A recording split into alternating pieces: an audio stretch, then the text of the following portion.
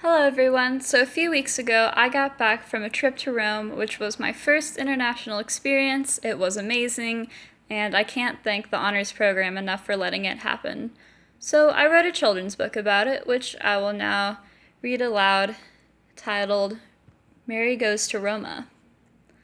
I had always wanted to travel to Rome, but never had I been so far away from home.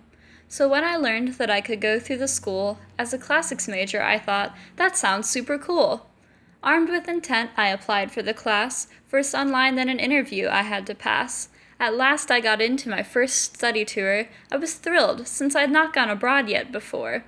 The first day of class saw so many new faces. Would I know them before we're in faraway places? Arches and columns foreshadowed a theme, barrel vaults, buttresses, post and beam. History, art, and math intersected. I learned so much more than I had expected. And while the final quiz sure did blow, I reminded myself in a week I would go to the places I studied the past third of my life. This all would be worth a bit of strife. My stress was high, I had some fears, for I had not flown in 15 years. I arrived at the airport and didn't get lost, though I did become nervous when my baggage was tossed in the side of the plane. Would I see it again? Everything ended up coming through. Amen. I got maybe 2 hours of sleep on the plane, then we boarded the bus. It was such a long day. To Naples we went and we walked through the city. The different architectural styles were so pretty. Then we toured a castle named after an egg. Pizza and gelato ended that first day. Pompeii and Herculaneum were the sights for day 2. 2,000-year-old dust soon covered my shoes.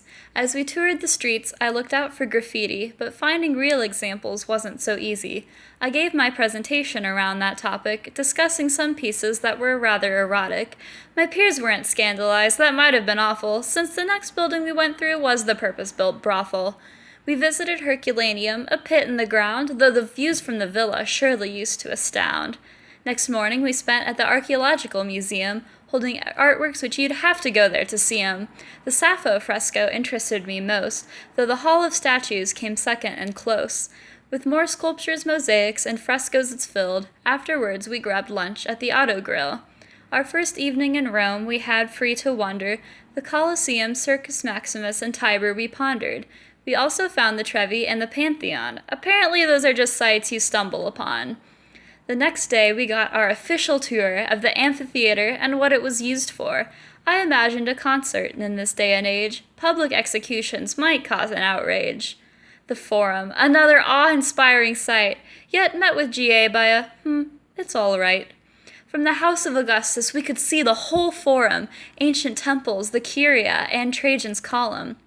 At Tiber Island, Zach gave his presentation, and I joked about the hospital still being in operation. We made a quick stop at St. Peter in Chains, where the relic hung eerily lit on display. Monday turned out to be the best day by far, all the classical monuments, then a trip to an ice bar. Tuesday we admired several fountains by Bernini, carved bees indicated commissions from the Barberini. The Trevi and Pantheon, previously seen at night, shone all the more splendid in the midday light. Beneath Pantheon's oculus, rain had wet the floor. I looked around and tried to picture what stood here before the church came and changed all the statues inside. Were the Roman gods hidden away or destroyed? I still can't get over the size of the place. I hadn't imagined it took up so much space. Visits to Christian sites rounded out the day, including St. Matthew's with his Caravaggio painting, and Four Rivers, another Bernini fountain. To Villa Farnese we had planned to go, but we hadn't checked the hours. When we arrived, it was closed. As the Colosseum closed, we took artsy pictures. That evening, then across the street we ate dinner. They light up the monuments there after dark, so we revisited the Forum from the above part. Next morning, some complained about all the stairs. They're called the Spanish Steps. What else would be here? At the top were old gardens that lent a nice view of Piazza del Popolo. We went down there, too. I stood on the spot where Caesar once triumphed, stuck leaves in my hair, and thought, close enough. At Villa Borghese, we wandered the park, then visited inside to admire the art.